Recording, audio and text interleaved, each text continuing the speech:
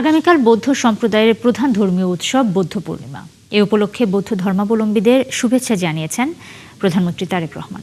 এছাড়া সচিবালয়ে বৌদ্ধ সম্প্রদায়ের নেতাদের সাথে শুভেচ্ছা বিনিময় করেছেন প্রধানমন্ত্রী। এ সময় তিনি বলেন, বর্তমান সরকার ধর্ম নিয়ে রাজনীতি করতে চায় না। ধর্ম যার যার নিরাপত্তা পাওয়ার অধিকার সবার। এদেশে ধর্ম বর্ণ নির্বিশেষে বাঙালি অবাঙালি, বিশ্বাসী অবিশ্বাসী সবাই সব ক্ষেত্রে সমানভাবে অধিকার ভোগ করবে বলে জানিয়েছেন সরকার প্রধান। সবার জন্য একটি নিরাপদ বাংলাদেশ বিনির্মাণের প্রত্যাশার কথাও জানান তিনি।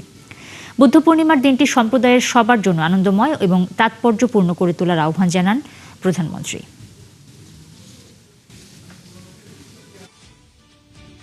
বাংলাদেশ সহ সারা বিশ্বের সকল বৌদ্ধ ধর্মাবলম্বী যারা যেখানেই রয়েছেন তাদেরকেও জানাই আন্তরিক শুভেচ্ছা। আমরা জানি পৃথিবীতে অনেকগুলো ধর্ম আছে, প্রতি ধর্মেরই অসংখ্য অনুসারীও রয়েছেন।